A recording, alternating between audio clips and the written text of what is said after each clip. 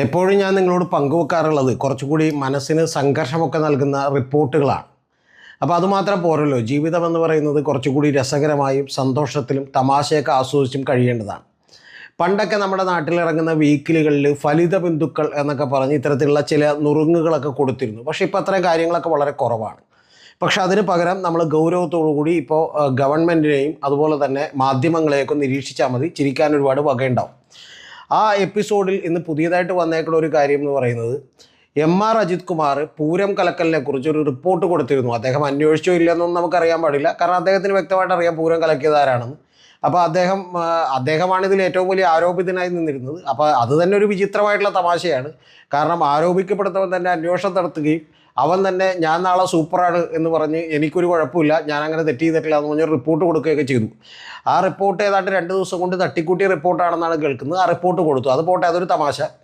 അത് കഴിഞ്ഞതിന് ശേഷം ഇന്നിപ്പോൾ പിണറായി വിജയൻ ഗവൺമെൻറ് അത് റിപ്പോർട്ട് കിട്ടിയവിടെ ആഭ്യന്തര സെക്രട്ടറിക്ക് കൊടുത്തിരുന്നു.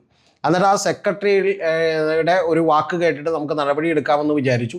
പക്ഷേ സെക്രട്ടറി എന്ന് പറഞ്ഞേക്കുന്ന ഒരു കാര്യം, ഇത് പോരാ, വിശദമായിട്ടുള്ള വീണ്ടും ഒരു അന്വേഷണത്തിന് ഉത്തരവിടണമെന്നാണ്. ഒരാഴ്ച കൊണ്ട് നടത്തേണ്ട ഒരു അന്വേഷണം ഏതാണ്ട് 5 മാസം കൊണ്ടാണ് പുള്ളി നടത്തിയത്. അതിപ്പോൾ വിവാദമൊക്കെ ഉണ്ടായതുകൊണ്ടാണ്, അല്ലെങ്കിൽ ഇപ്പോഴും ആ റിപ്പോർട്ട് സബ്മിറ്റ് ചെയ്യില്ല. ഇനി അടുത്ത അന്വേഷണം കഴിഞ്ഞിട്ട് ഈ ഗവൺമെൻറ് ഉണ്ടെങ്കിൽ ചിലപ്പോൾ വീണ്ടും ഒരു അന്വേഷണത്തിന് കൂടി ഉത്തരവിട്ടേക്കാം.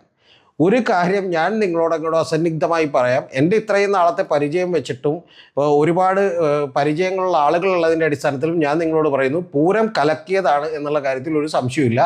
അത് കലക്കിച്ചതാണ് എന്നുള്ള കാര്യത്തിൽ പി വി അൻവർ പറയുന്നതിലും യാഥാർത്ഥ്യമുണ്ട്. പക്ഷേ ഒരു പ്രധാനപ്പെട്ട കാര്യം, അത്തരത്തിലുള്ള ഒരു റിപ്പോർട്ടും പോലീസ് അന്വേഷിച്ചിട്ട് പുറത്തേക്ക് വരില്ല. അങ്ങനെ ഒരു കാരണവശാലും അതിലെ കുറ്റവാളികളെ കണ്ടുപിടിക്കാനും പോകുന്നില്ല. ചില ശ്രദ്ധക്കുറവുണ്ടായി, പരിചയക്കുറവുണ്ടായി എന്നൊക്കെ പറയുന്ന ചില റിപ്പോർട്ടുകൾ മാത്രമേ പുറത്തു വരാനുള്ളൂ.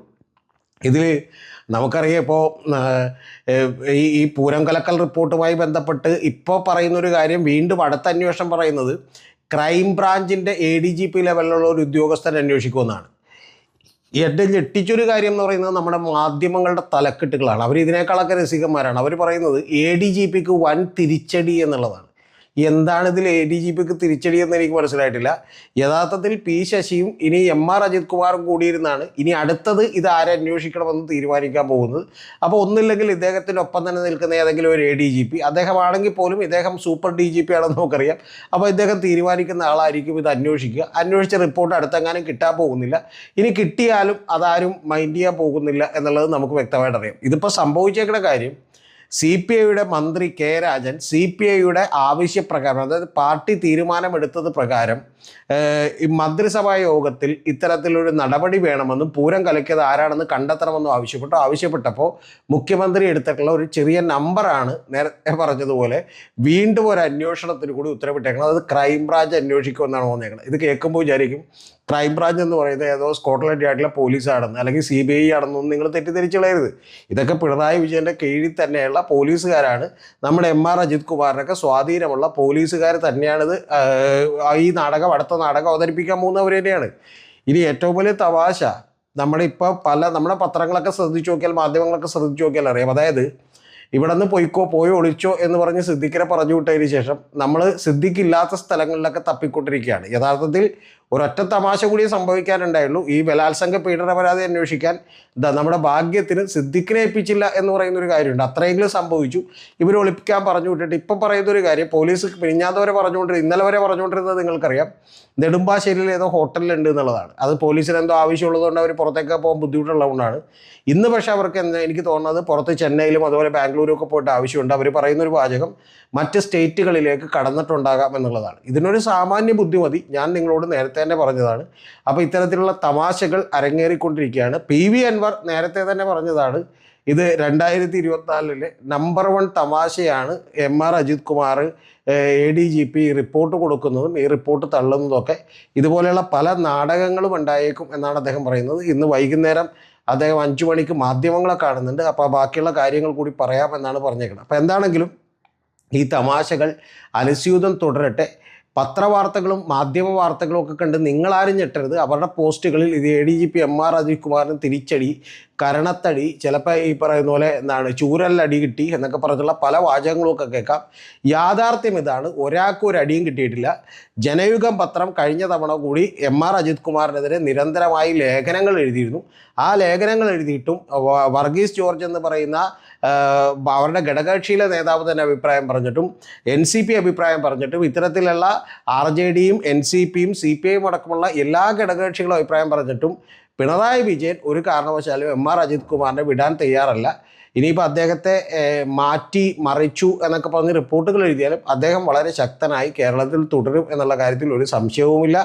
അതുകൊണ്ട് ഈ പൂരം കലക്കൽ റിപ്പോർട്ട് ഒരു കാരണവശാലും യാഥാർത്ഥ്യം പുറത്തേക്ക് വരാൻ പോകുന്നില്ല. കാരണം ഇത് അവിടെയുള്ള 3 സ്ഥാനാർത്ഥികൾക്കും അറിയാം. സുനിൽകുമാറിനറിയാം. സുനിൽകുമാർ കൃത്യമായിട്ട് പറഞ്ഞേക്കുന്നത് പൂരം കലക്കിയതാണ് എന്നുള്ള കാര്യത്തിൽ ഉറപ്പുണ്ട്. റിപ്പോർട്ട് എന്ത് തന്നെയായാലും എന്നാണ്. TN പ്രതാപൻ മുൻ MP പറഞ്ഞേക്കുന്നത് ഇതിന് ജുഡീഷ്യൽ അന്വേഷണം വേണം, അല്ലാതെ ക്രൈംബ്രാഞ്ചിൻ്റെ കീഴിൽ അന്വേഷണം നടത്തിയിട്ട് കാര്യമില്ലെന്നാണ്. ജുഡീഷ്യൽ അന്വേഷണം നടത്തിയിട്ടും കാര്യമില്ല. ആ റിപ്പോർട്ട് ഗവൺമെൻറ് വേണോ വേണ്ടതെന്നൊക്കെ തീരുമാനിച്ചിട്ട് എടുക്കാം. അതുമാത്രമല്ല, അത് വർഷങ്ങൾ നീണ്ടുപോകും. മൂന്നാമത്തെ കാര്യം എന്ന് പറയുന്നത് മുരളീധരൻ പറയുന്നതൊക്കെ ഇത് വെറും പ്രഹസനമാണ്, പൂരം കലക്കിയതാണെന്നാണ്. പൂരം കലക്കിയതാണ് എന്നുള്ള കാര്യത്തിൽ ഒരു സംശയമില്ല. 2023 തന്നെ അങ്കിത് അശോകൻ അവിടെ ചില ഉടായ്പും തരികിടകളും ഒക്കെ കാണിച്ചിരുന്നു ഈ പൂരത്തിനുമായി ബന്ധപ്പെട്ട്. അദ്ദേഹത്തിന് അറിഞ്ഞുകൊണ്ടല്ല, അദ്ദേഹത്തിന് മുകളിൽ നിന്ന് കിട്ടിയ നിർദ്ദേശം കൊണ്ടാണ്.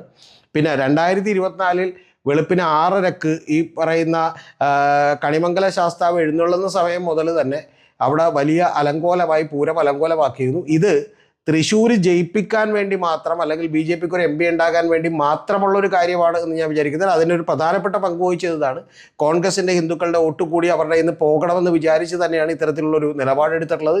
പ്രധാനപ്പെട്ട അതിൻ്റെ പ്രയോജനം കിട്ടിയത് സുരേഷ് ഗോപിക്കാണ്. അതുകൊണ്ട് തന്നെ അദ്ദേഹം ഇതുവരെ പിണറായി വിജയനെതിരെ വാ തുറന്നിട്ടില്ല എന്നുള്ളത് നമുക്കറിയാം. അല്ലെങ്കിൽ CPMനെ പോലും അദ്ദേഹം ആക്രമിക്കാൻ തയ്യാറായിട്ടില്ല.